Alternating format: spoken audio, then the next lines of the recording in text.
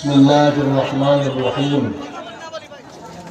أقيموا الدين ولا تتفرقوا صدق الله العظيم ইসলামী আন্দোলন বাংলাদেশ রূপসা উপজেলা শাখা কর্তৃক আয়োজিত আজকের এই ওলামা সুধী সম্মেলনের মোহতারাম সভাপতি প্রধান অতিথি ইসলামী আন্দোলন বাংলাদেশের মোহতারাম আমির পীর শাহ হুজুর চরমনাই, বিশেষ অতিথি ইসলামী আন্দোলন বাংলাদেশের মোহতারাম নায়েবে আমির অধ্যক্ষ হাফেজ মাওলানা আব্দুল্লাহ আওয়াল সাহেব, আরও বিশেষ অতিথি হিসেবে উপস্থিত রয়েছেন বাংলাদেশ জামাত ইসলামীর খুলনা জেলা শাখার সাংবাদিক নায়েবে আমির মাওলানা কবিরুল ইসলাম সহ বাংলাদেশ খেলাফত মজলিস সহ অন্যান্য ইসলামী নেতৃবৃন্দ, সাংবাদিক বন্ধুগণ, সর্বস্তরের ভাইয়েরা,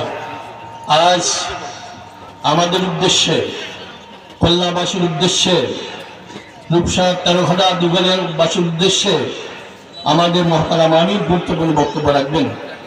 আমি সংক্ষেপে এতটুকু কথা বলতে চাই। আলোচকগণ আলোচনা করেছেন কি সমস্যার মধ্যে আমরা ছিলাম।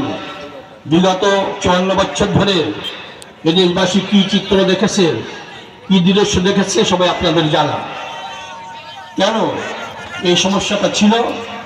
আমি মনে করি ভালো নেতা আমরা সংসদে পাঠাতে পারি নাই, আর ভালো নীতি আমরা প্রতিষ্ঠা করতে পারি নাই।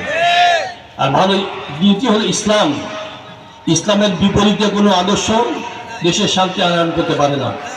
ভাইরা, নির্বাচন আসলে ভোটারদের প্রত্যাশা থাকে প্রার্থী কি আশ্বাস দিবে, আমাদের কি অঙ্গীকার করবে, আমরা কি অঙ্গীকার করব। এতটুকু বলতে চাই, অবকাঠামোগত দুর্বলতা যে সব জায়গায় আছে, এই দুর্বলতা দূর করার চেষ্টা করবো ইনশাল্লাহ। বিশেষ করে আমি যতটুকু জানি, শিয়ালি রূপসা এখানে যে সংযোগ একটা জায়গা রয়েছে, নদী পারাপার হতে মানুষের অনেক কষ্ট হয়। আমার মনের আশা, যদি আল্লাহ পাক আপনাদের দোয়া এবং সহযোগিতায় আমাকে সুযোগ দেন, ইনশাআল্লাহ একটা ব্রিজের ব্যবস্থা করা হবে। আমরা লক্ষ্য করেছি মল্লিকপুর, মোকামপুর, গাজীহাট এর অপরাংশে রয়েছে দিঘলিয়ার একটা বড় জনপদ, যাতায়াত তাদের নৌকা পারাপারের ব্যবস্থা। আমরা চাই যদি আল্লাহ পাক আমাদেরকে তৌফিক দান করেন, ওখানে একাধিক ব্রিজ করা হবে ইনশাআল্লাহ।